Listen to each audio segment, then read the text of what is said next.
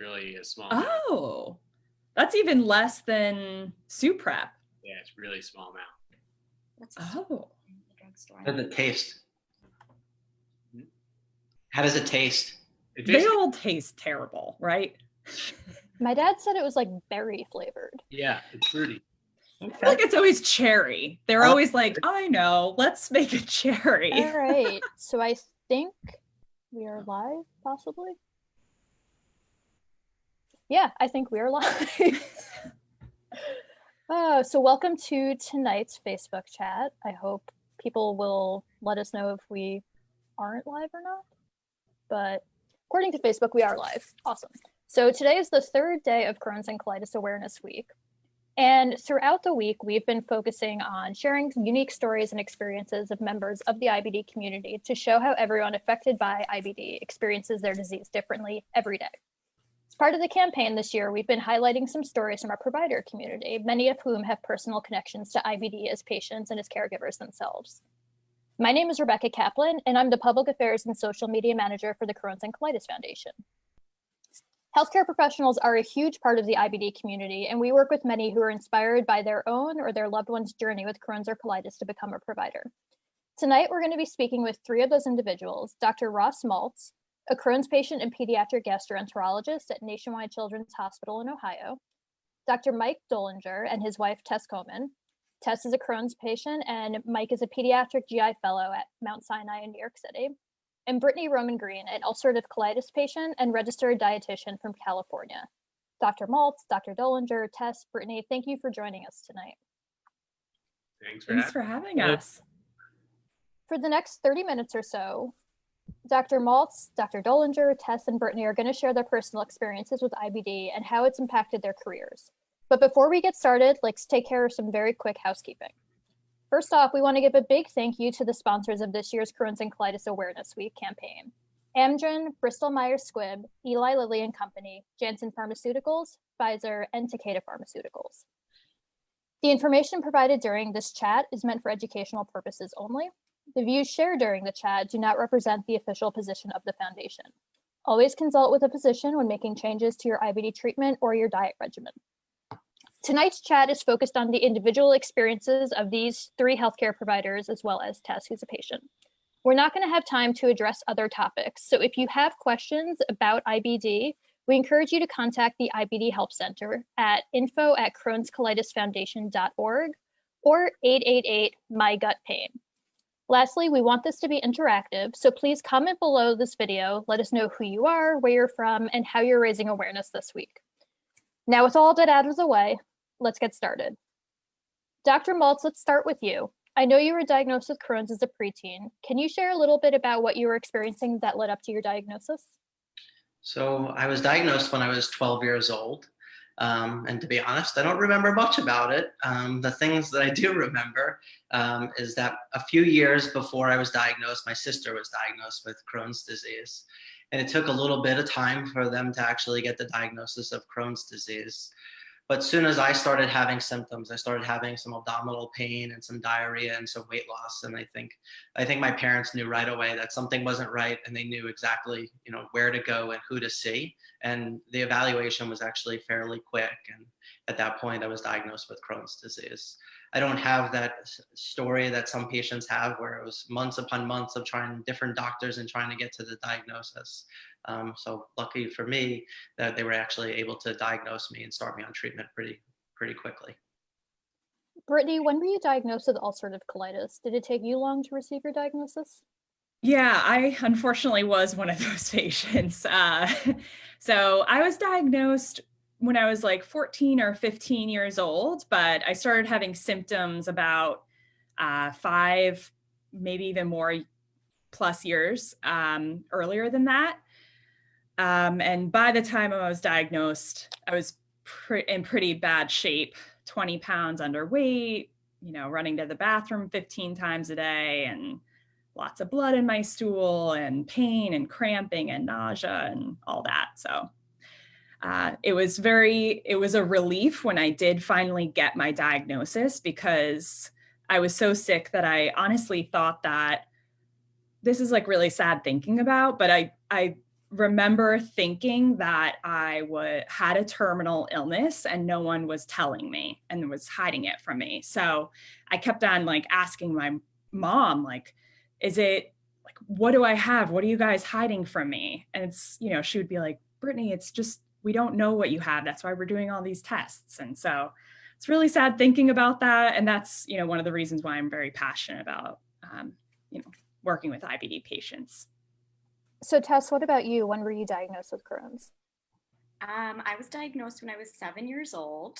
It's funny to hear Dr. Maltz say, you know, even just to frame it as a diagnosis story, I never really thought about it like that, but mine is like Koman famed folklore by this point. It's just like the story goes that Halloween of 1997, I didn't want to eat my candy. And I guess in hindsight, I had been like vaguely arthritic and my stomach was hurting, but it was me not wanting to eat candy that really tipped my parents off that something was wrong.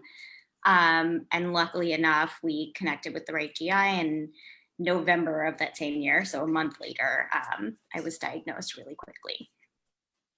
So Dr. Dolinger, when you started dating Tess, had you ever heard of Crohn's before?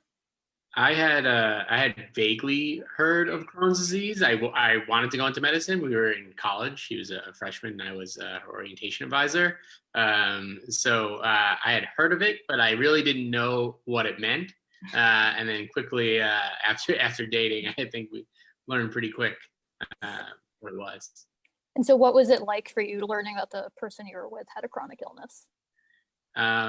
It was actually pretty humbling because I had never had any sort of medical problem in my entire life. I was fortunate, and really to see someone go through so many ups and downs was at times crushing. You felt helpless, and you just want to be there for them, but you can't make them better. And you know that it was humbling but inspiring at the same time to see someone persevere through so much and then go out and have fun and not show it to other people. It was really awesome to see. So a question for Dr. Maltz, Dr. Dolinger, and Brittany. How did IBD impact your decision to go into medicine? Was it something you were always interested in?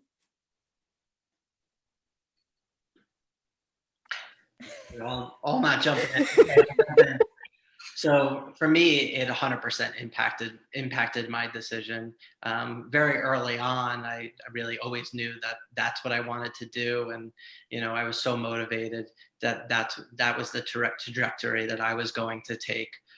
Even at one point, you know, during one of my tests, I reached that brick wall, and you know, I was having trouble, and I thought twice, like, okay, is this the right path for me? Is this really meant for me? But then ultimately, you know, I was able to overcome that hurdle and able to become a pediatric gastroenterologist. What about you, Brittany, Mike, whichever? So for me, yeah, I've always, basically in high school, I started noticing that certain foods, like my dad's spicy chili, would send me to the bathroom for hours and hours and hours. And I would, you know, I didn't know, I had a feeling that nutrition was a part of how you know, how it's going to contribute to how your symptoms are and everything. And so, and I actually at the time took a chef's class in high school that had a nutrition component, which I think is a really cool class to have. But, and I ended up being like, yeah, let me go into that nutrition thing. And yeah, I'm very lucky that I have the job that I have and I get to work with this population because it's been like such a dream job.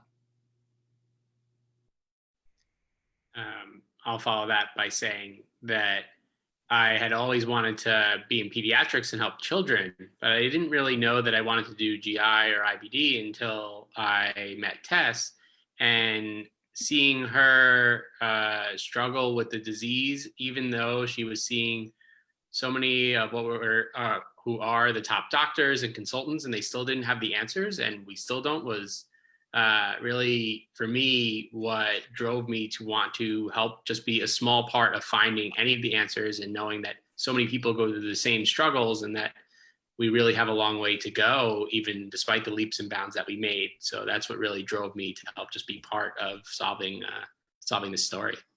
You actually just answered the next question. So I'm just going to ask it to you, Dr. Maltz. What inspired you to go into pediatric GI? So like I was saying before, I always wanted to be a pediatric gastroenterologist.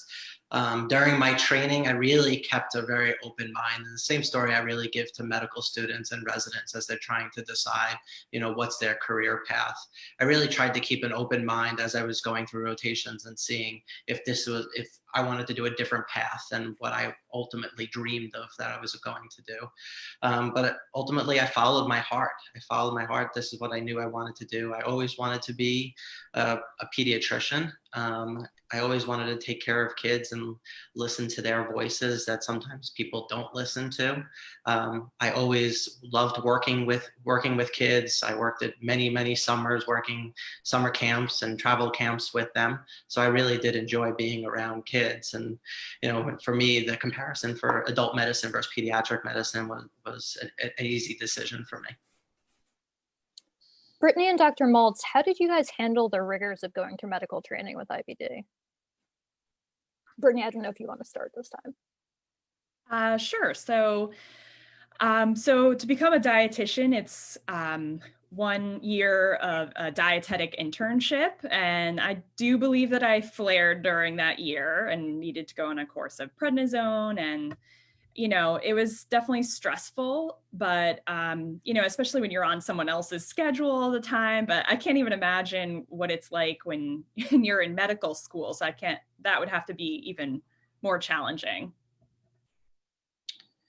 So for me, there was definitely a lot of ups and downs. There were days that I felt fine and I felt great and I could take on the world. And then there were days that, I just wanted to lie in bed, but I knew I had to get out of bed to go study for the next test or go in to take care of patients. And I think, what's important about this disease is a lot of times people have no idea what you're going through. They can't tell from the outside that you have Crohn's disease and you're living with a chronic disease. I learned a lot about myself. I learned really what was important for me to take care of myself. I learned that, number one, I really needed sleep. So I needed to get my rest. I needed to get my 8 hours of rest, which is really challenging in medical school, really challenging in residency and fellowship at time. But whenever I had downtime, I made it an important part of, one of the tasks I needed to accomplish was to get sleep. And I needed to eat and drink. I needed to make sure that even though I was on my feet running around at times during residency all day long, I needed to make time to eat and drink. It was really important for me, whether it was carrying, quick snacks to munch on or chugging some formula during that time to make sure that I get good nutrition in. Those were really important for me. So I still, to this day, I still make sure that I'm getting enough sleep and I'm trying to maintain my nutrition. So formula is kind of a good segue into the next question. Tess, I know you spent, I think it was a year on exclusive enteral nutrition recently, and you're kind of a foodie, so that must have been hard. Do you want to talk a little bit about that experience? And then Dr. Dolinger, if you want to talk about how you were able to support her through that. Yeah, I think the last time I was on a full Peptamen diet, I think Peptamen was what it was at the time. I want to say it was 2016. It was a good 8 or 9 months at least, and pretty devastating 8 or 9 months at that. I was at a point where I had had so many bowel surgeries that this was really the only option that was being presented to me at that time. And I went in for checkups with my GI, I want to say every week or so, just to check on things because I was in such pain. Was that belly button fistula year? I think it was. It was belly button fistula year. Yeah. Just every week hoping for a sign that something was getting better. And I just remember my GI looking me in the eyes with tears in his eyes being like, no, we have to keep at this. It's just not time to let up. And yeah, at the same time, I am a food editor, so it did make life a bit more challenging.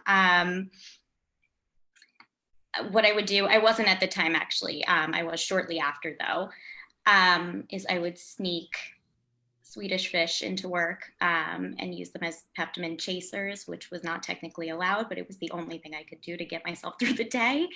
I would tell a lot of my very health conscious colleagues that I was drinking like protein shakes. It was some weird fad diet I was trying. I don't even quite remember the question, but that was all to say that that was a bad year and we did not enjoy it.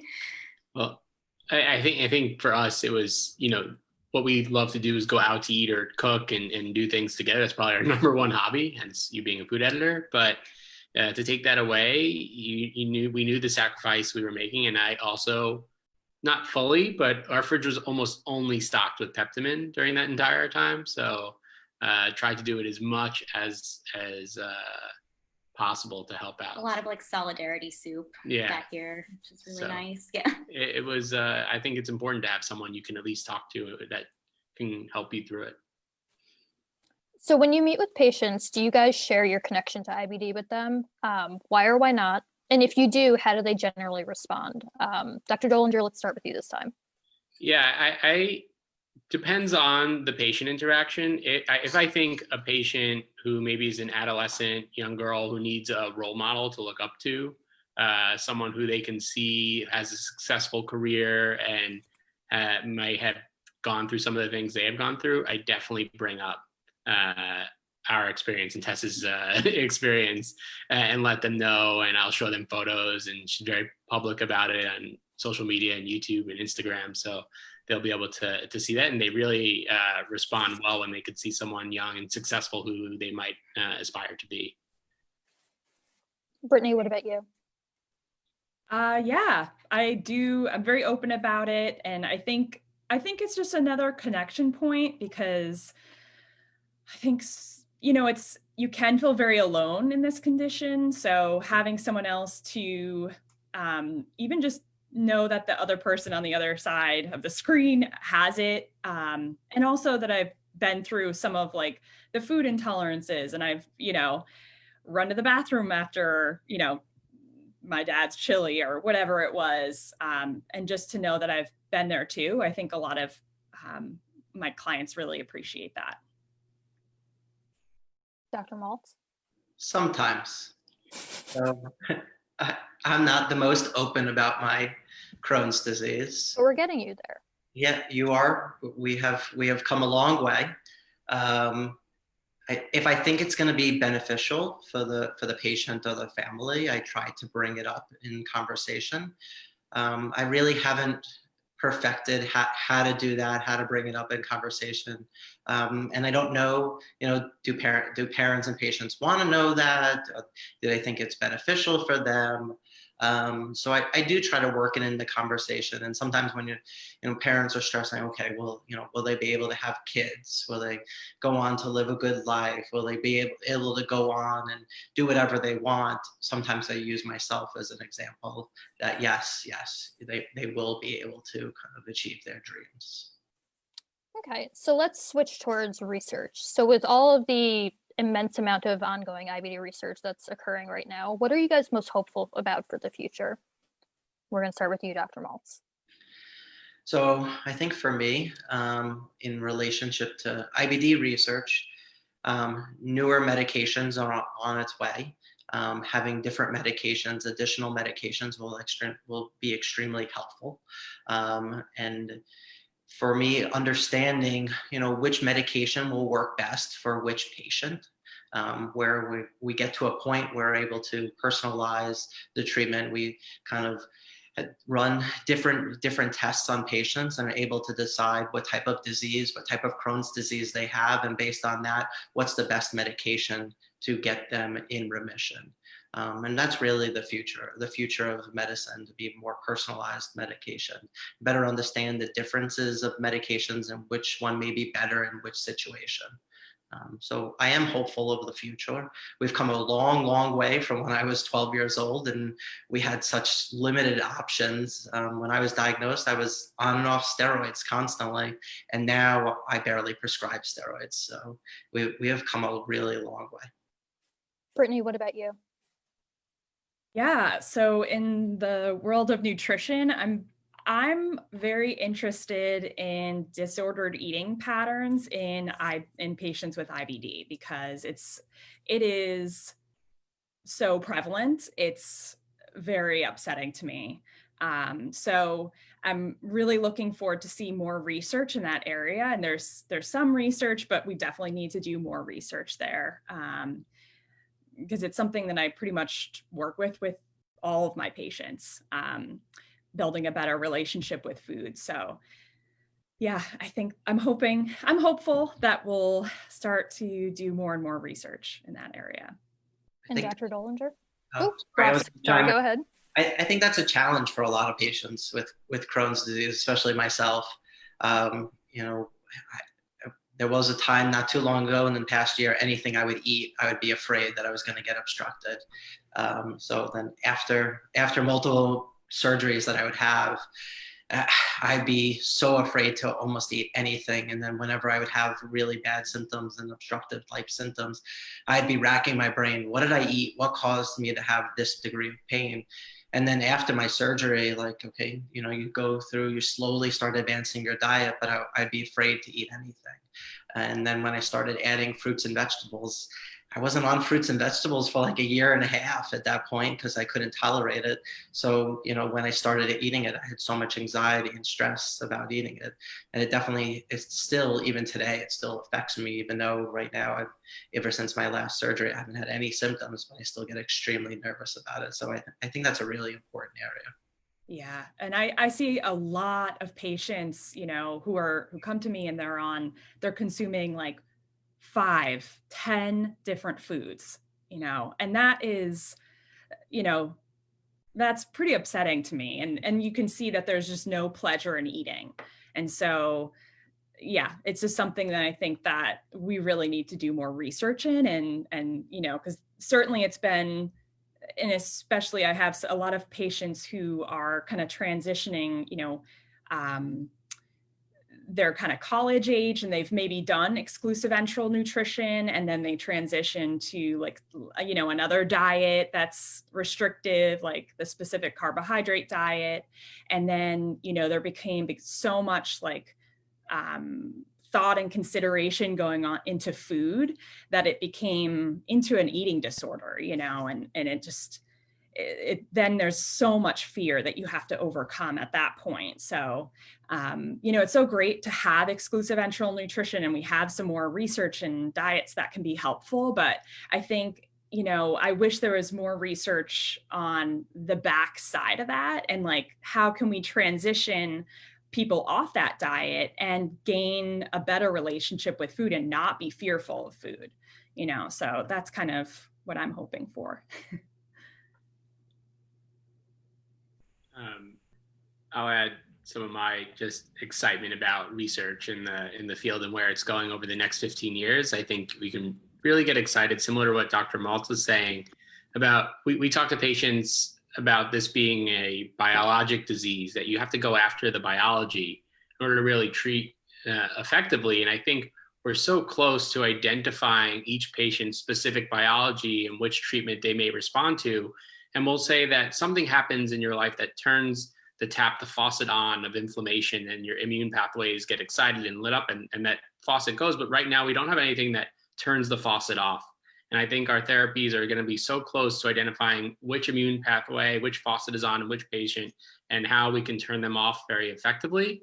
And then I think that brings us closer to a cure when we keep going down that path, which we don't yet have. And then I also get really excited, for me personally, about non-invasive ways to follow and manage children through ultrasound or biomarkers and save them from the things we were talking about before, like preps for colonoscopies and other things that aren't so exciting. And I think the future is very close there, where we can follow much more closely, non-invasively, and get better control of the disease with less pain, better education, better understanding, and better satisfaction.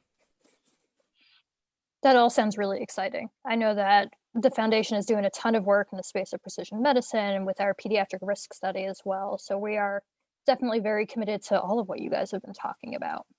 So with the year that we've had, I'd be remiss if I didn't ask you all how you and your loved ones have been staying safe and healthy during the COVID-19 pandemic. Tess, Dr. Dolinger, why don't we start with you guys?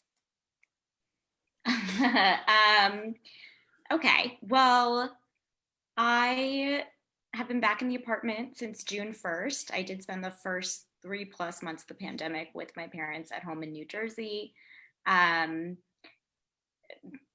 Because I am a high-risk patient, I do actually have Crohn's in my lungs, which is story for another time, but it does make me probably more susceptible to COVID, or just, I really don't want to get COVID. All of my doctors have been heavily advised against it. So we spent about 3.5 months apart while Michael was in the hospital battling a really scary thing that we didn't know anything about. And that was not easy.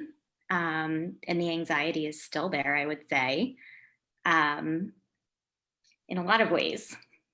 What I would say for our patients is that we know things are effective. Wearing a mask, distancing, hand washing. If you follow those things, you'll stay safe. And we know that patients with IBD are not at increased risk more than any other patients who don't have IBD from getting coronavirus or having a severe infection if they do get coronavirus. And some of our therapies, which is really exciting, may even be protective from coronavirus. So I think from an IBD perspective, you follow the guidelines and you're going to do great. Don't listen to me, listen to him. That's The really exception of steroids, because I believe if you are on steroids, it does put you at higher risk. Yeah, I think controlling inflammation is the key, in that you want to have your disease under control, and that anyone who has an inflammatory state that's kind of out of balance and out of control for any disease is probably at a little bit more high risk. And when patients are on steroids, it says that their disease maybe isn't as well controlled as something else. I think the key is the chronic use, the long-term use of steroids puts them at more risk. Short-term use, there's actually been some studies that actually show short-term use of steroids can actually be beneficial for really, really sick patients with COVID. That's fascinating. Who would have thought that steroids that make people miserable might actually be helpful? Only short-term. So, Brittany, how have you been handling the pandemic? I think I've been handling it okay. Just anytime that I go out of the house, which frankly isn't a lot.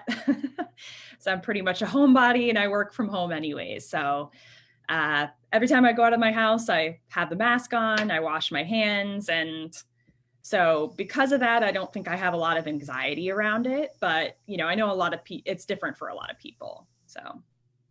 And Dr. Maltz? Yeah, so I'm definitely nervous and anxious about it. I'm trying to do everything to stay safe and practice socially distancing. But it's definitely been challenging. It's with a family of 2 young kids, balancing, their school activities, homeschool, virtual school, hybrid school, all in, and the constant changing. It's been challenging. Our schedules are always changing. And when my wife and I are working from home, we're balancing who's got a meeting, who doesn't have a meeting, who's taking care of the kids. And trying to entertain them while they're in the meeting. At the same time, we're always on the go, always trying to do activities. And now we've been kind of really stuck in the house, especially with winter, which is going to make it even more challenging, stuck in the house with 2 kids that just want to be on the go and go do things. But I do think hope is on the horizon, and we have definitely learned a lot about COVID-19 in the last few months that really makes everyone safer. So being that this is Awareness Week, I did want to ask each of you what raising awareness means to you. Brittany, let's start with you. So for me, when I was first diagnosed, I felt so alone. I felt isolated. I was embarrassed. So I think awareness to me is helping people newly diagnosed and those who are, suffering with IBD, to let them know that they're not alone and that there's other people with this condition. I think it's so great that the foundation has like the support groups and the Power of 2 program. I just think back to when I was first diagnosed and how that would have been life-changing to go to one of those one of the support groups, or be paired up with someone. So I think that would be amazing. Okay. Dr. Maltz, what about you? So I think I agree exactly what Brittany said. In addition, I will talk about awareness. I think it's important to put a face to a disease. There's over 1% of the population in the United States that suffer from inflammatory bowel disease. And by looking at us, most people probably wouldn't recognize that we have a chronic disease, and that, you know, sometimes some days we're feeling great and sometimes we're you know, not feeling so great, but most of the time you couldn't even notice it. But bringing awareness to patients with inflammatory bowel disease is really important, because it brings funding, it brings further research, it brings further development to find different medications that are going to work for patients with inflammatory bowel disease, and hopefully a cure. So I think that's really important. Tess, Dr. Dolinger? I would second all of that. I would say that it took me 2 decades into this disease to probably realize the burden of just having an invisible illness takes on a person. Like, I feel like I'm still unpacking it sometimes. So yes, I think it's so important to just be able to recognize that other people are going through the same thing as you. But I also have just made it a point to be really vocal about it, because I do think there's some destigmatizing that needs to be done. Because I have seen the faces that people make when I tell them what's wrong with me or why I was in the bathroom for as long as I was. And I feel the sense of urgency to really make that not a thing anymore. It shouldn't be a thing. I think I'll add that I think Awareness Week is about really trying to identify people who can help other people with the disease, and have that be a chain that keeps on rolling, and really expand the community for everyone to help each other. And I think that this really is the initiative for that, and that gets everything going and leads to everything that everyone talked about. And I think it gets really exciting, and there's a good energy around it. And I think that helps everyone. And that, to me, is what this Awareness Week is all about. All right, so I'd like to end our Facebook chats with one last question, and this is going to go out to all of you again. What advice do you have for patients or caregivers who are either newly diagnosed or who are going through tough times? Tess, Dr. Dolinger, let's start with you guys. when we in pediatric IBD, we deal with a lot of new diagnoses and a lot of families who are struggling. And I always tell them that if you're going to be diagnosed with inflammatory bowel disease, this is the best time to ever be diagnosed with inflammatory bowel disease for all the things we just talked about. If I was going to be diagnosed now, I would be so excited about the new therapies, the research, everything that's on the horizon, that my life's going to be amazing because of everything that everyone's doing. And that's what I always tell people at their diagnosis. Well, that makes me sad. I'm glad you're not my doctor. I'm like, that's very bittersweet. But yes, I'm very happy for everyone in these new treatments. I would imagine people don't want to be told off the bat that it's okay. I think there needs to be some recognition that there's uncharted territory ahead, and that things can be scary and weird, and, like Brittany said, really isolating. But I would like those people to know that, yeah, there are people who you can talk to about it, who understand this uniquely strange boat that you have found yourself in. That feels really important. Great. Brittany? Yeah, so I think the advice I would give someone newly diagnosed is, for sure, I would highly recommend talking to a mental health professional who specializes in chronic illness. I wish I had done that growing up. Maybe I would have been okay sharing that with some people. And I think really once you're able to share it with someone, it is the biggest weight off your shoulders. I think if you have any questions about diet, please go to an RD that specializes in IBD. Don't go to the internet, don't go to social media, because that's where you hear the conflicting nutrition information. That's why, there's a lot of questions that pop up, and that's where the restrictive dieting starts. So go to someone that you trust for all your nutrition information. I think another thing that I would say, and this would be for people who are newly diagnosed, but also going through a tough time in their IBD journey, would definitely be, no matter what, you need to, unfortunately, I wish the system was that you didn't have to advocate for yourself, but a lot of times you do. And so I think this is a good thing to talk to your doctor about. What disease do I have? Where is my inflammation located? You know, what labs should I be getting? How often should I be getting them? You know, sometimes things slip between the cracks, but if you know, the more information you know, the better you can stay up to date on everything that you need to be doing. I think also to go to the Crohn's and Colitis Foundation website, they have so many different sources out there. I also think on the Crohn's and Colitis Foundation website, there's a page where you can apply for a bathroom card. And I think, you know, I don't know how that would work nowadays with COVID, but I know there's a lot of bathrooms that are closed to the public. So if you can use this card and share it with, you know, you might be able to get back, you know, access to bathrooms that other people would not be able to. So that's something that you can definitely look into. And then I think the last thing that I would probably throw out there is that symptoms are not necessarily correlated with disease activity. So you could have a lot of symptoms and be in remission, or you could have no symptoms and be in a flare. And that's why it's always important, regardless of what disease, you know, what medication or treatment plan you're on, that you should always get your inflammation checked regularly to make sure that how you're feeling on the outside matches what's going on in the inside. Great. Dr. Maltz? So first of all, I always say that our community is very supportive. So if you're always looking for help, there's tons of resources out there where you can get help. I tell my patients, ask questions, ask the same question multiple times over. I'll answer it. We throw a lot of information at patients in the beginning. So if you forget it, just write it down, ask it over, and we're more than happy to answer it again. But at our institution and at many other institutions, it really is a team approach.